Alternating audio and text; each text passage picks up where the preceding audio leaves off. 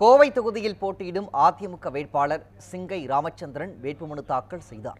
இது குறித்த கூடுதல் விவரங்களை நமது செய்தியாளர் மாரியப்பனிடம் கேட்டு வரலாம். மாரியப்பன் வணக்கம். கோவை தொகுதியில் போட்டியிடும் அதிமுக வேட்பாளர் சிங்கை ராமச்சந்திரன் வேட்புமனு தாக்கல் செய்திருக்கிறார். தொடர்பான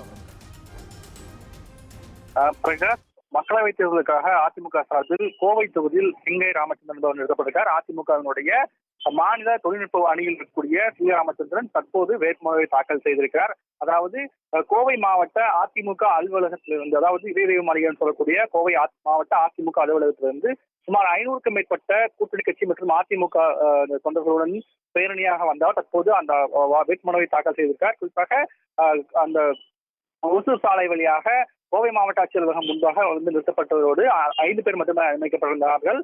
அவர்கள் 5 பேர் அதாவது முன்னாள் அமைச்சர் எஸ் வேலுமணி, வேட்பாளராக இருக்கக்கூடிய சிங்கை ராமச்சந்திரன், அதே போன்று கோவை கவுண்டமலையம் தொகுதியினுடைய சட்டமன்ற உறுப்பினர் அம்மன் அர்ஜுனன், அதே போன்று தேமுதிக மாவட்ட செயலாளர், அதே போன்று எஸ்டிபி கட்சியினுடைய மாவட்ட செயலர் உட்பட 5 பேர் மட்டுமே அனுமதிக்கப்பட்டிருந்தார்கள். அந்த 5 பேரும் வந்து தற்போது வேட்புமனுவை தாக்கல் செய்திருக்கிறார்கள்.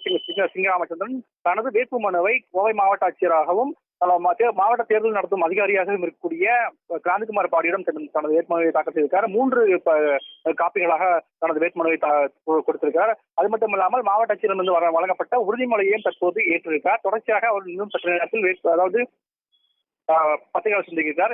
இந்த சூழ்நிலையில் வேட்புமனு தாக்கல் செய்வதற்காக 500க்கும் மேற்பட்டோருடன் வந்திருக்கிறார். அது மட்டும் இல்லாமல் இன்னும் சற்று நேரத்தில் நாம் தமிழர் கட்சியினுடைய வேட்பாளராக இருக்கக்கூடிய கலாமணியும் இன்னும் சற்று நேரத்தில் வந்து வேட்புமனு தாக்கல் செய்திருக்கிறார். அதே போன்று பொள்ளாச்சியினுடைய நாம் தமிழர் கட்சி வேட்பாளரும் இன்னும் சற்று நேரத்தில் வேட்புமனு தாக்கல் செய்ய இருக்கிறார். பிரகாஷ், விவரங்களை வழங்கியமைக்கு நன்றி மாரியப்பன்.